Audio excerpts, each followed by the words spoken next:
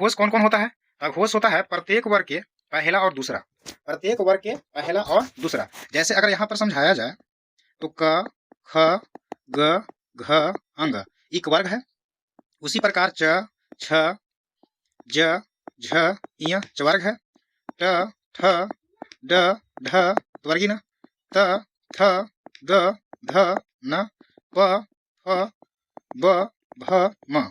यहाँ पर इक वर्ग हो गया, अब इच वर्ग हो गया, ईट वर्ग हो गया, ईत वर्ग हो गया, अब ई वर्ग हो गया। तो वर्ग यहाँ 5 गो हो गया। अब इसमें देखा जाए कि पहला और दूसरा, तो पहला कौन है? तो पहला यहाँ से लेके ये पहला है क च ट त प, चलिए ये पहला हो गया। दूसरा कौन है? तो दूसरा देखिए ख छ थ थ फ, ये दूसरा है। अब यहाँ पर देखा जाए तो यहाँ पर ये दोनों जो है, दोनों ये क्या है? ये अघोष है। क्या है? अघोष है। अघोष में ई हो गया प्लस में। अब यहाँ पर आगे देखा जाए, आगे देखा जाए तो यहाँ ई है पहला और दूसरा है, यही पहला और दूसरा है, और बाकी तीसरा चौथा पांचवा।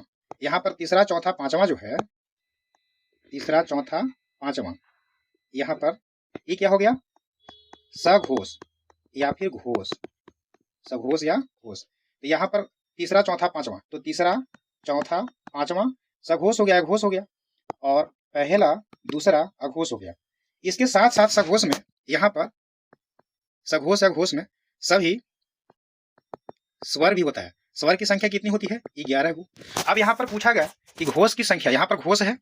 अब अघोष में देखिए, अब यहाँ पर तो पहला दूसरा हो गया, और यहाँ पर दलवी सा मूर्धन्य सा धांति सा, दलवी सा मूर्धन्य सा धांति सा, ये भी होता है। यानी यहाँ पर लिया जाए, यहाँ पर तो यहाँ पर होगा दलवी सा मूर्धन्य सा धांति सा, और यहाँ पर होगा य र ल व और ह। चलिए अब यहाँ पर अगर पूछा जाए कि घोष की संख्या कितनी होती है, तो घोष की संख्या कितना हो गया? तो 2 गो, 2 4 गो, 2 6 गो, 2 8 गो, 2 10 गो, 10 गो, 3 गो, क्या हो गया? 13 गो हो गया। क्या हो गया? 13 गो। यानी अघोष की संख्या कितना हो गया? 13 गो। अब यहाँ अघोष की संख्या 13 गो हो गया। अब घोष की कितना होगा? तो घोष की संख्या 3 3 6 3 9 3 4 12 3 5 15, और यहाँ 15 के बाद 16 17 18 19 20, 20 गो ही हो गया। अब 11 गो ई हो गया, तो 20 गो 11 को क्या हो गया? 31 गो। यानी अगर घोष की संख्या पूछा जाए तो कितना हो गया? 31 गो।